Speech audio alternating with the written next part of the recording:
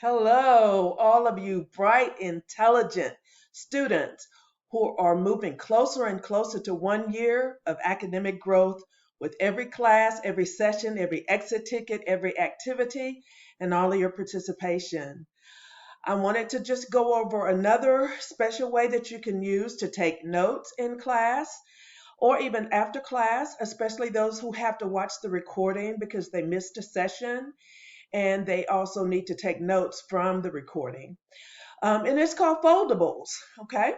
And it's a great way to add a little color, a little pop, a little energy to your note taking. So in the background, you do see one example of note taking foldable. If you look across the top, I have put the name, date, and then ELA content support. But it would also be really good if it's not obvious for you to also put whatever we're studying. But in this case, it is obvious that this one is on prefixes, suffixes, root words, and context clues.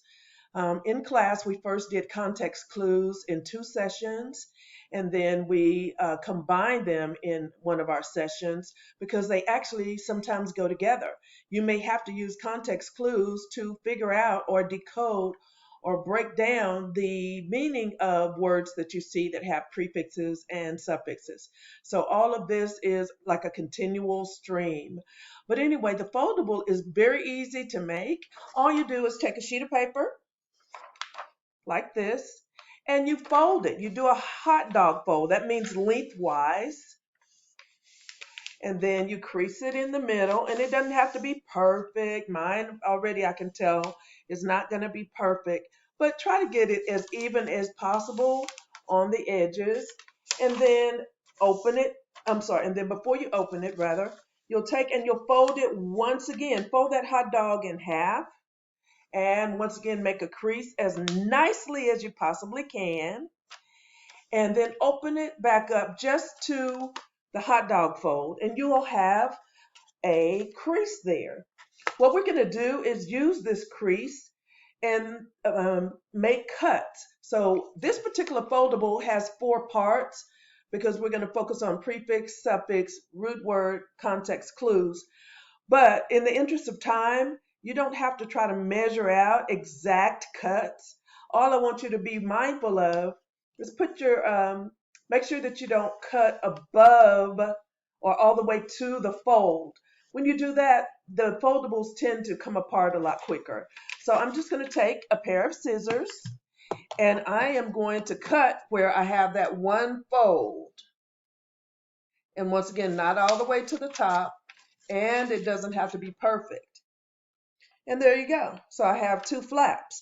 If you were only covering 2 things in your notes, then a 2-part flap would work. A 2-part foldable like this would work. But once again, we're doing 4 parts. So then I just look with my eye. Once again, not measuring, not using a ruler. And I cut each half in half again. So there's that one. And then there is that one. Okay? And then what I would do next is what you see on the outside picture, which is I use color and I decorate as well as write down whatever my notes are about. So as you can see on the foldable, I took and I wrote prefix and a P and I put some color in it. And as you can see here, they're not perfect letters. Then I did same with suffix and an S, root word spelled out, and then RW, and then context clue. CC is what I put on the outside. Then on the inside of each flap, I have information. For suffix, I put word parts that are placed after a root word. And then the dash is showing also where you will know the root word went before it, like capable. Okay, teacher would go before the ER, TEACH. So that dash is also there on my notes to help me. And then on to root word, I put fast, happy, heat, like. Those are only a few examples of root words. There's a whole bunch of them. And then I put a definition, a word from which other words grow. So you see how these two had said word parts, but this one says it's a word. In other words, it stands alone by itself if it has no prefix, if it has no suffix. So that's important to understand. In your notes, it should also reflect that. This one is going to be an actual word. And then I also put context clues. And I put clues in the sentence that help you figure out the meaning of an unfamiliar word. But all of you know, if you've been in class or watched the recording, I also want you looking at the sentence before, the sentence after, and you may even have to go further than that. But to remind me of that way of looking at an unfamiliar word, I also drew the three houses that I told you about. Like if you lost a watch, you'd look in the house where you live, this one in the middle.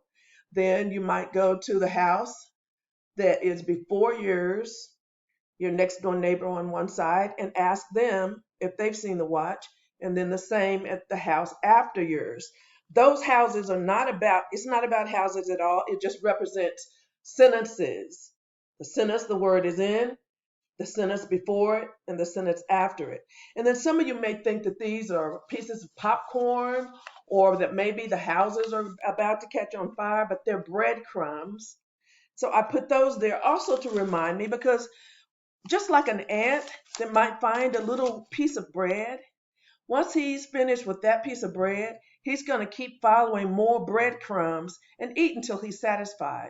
So I want you to think about continuing with context clues from one sentence to another, to look for the clues to help you figure out the meaning of the unfamiliar word.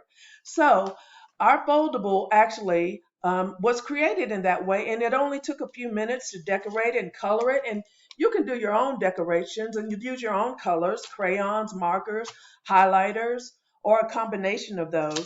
And then so that you can keep up with it, I always like to take a regular sheet of paper, or I will take, if I'm using my notebook, I'll just find a blank sheet and then take that foldable and glue or tape it. I already have some tape here onto your paper or a page in your notebook. This helps you keep up with it and be able to refer to it later. And if it's notes that we only start, just say we had only got to these 1, 2, and 3, but we were going to do the next one in another class, then you could just find this foldable. If I said find the foldable, and where we did prefixes, suffixes, and root words, we're going to add one more to the last flap. Then you could just continue with your note taking, and this is how it will look in the end. So that is one example of a foldable, and I hope you'll try it sometimes. There are definitely other ways to take notes besides foldables, but come on, we're going to just use some variety and keep it exciting and interesting as we ease on down the road. Thanks so much for your time. I hope you're staying nice and warm, and goodbye.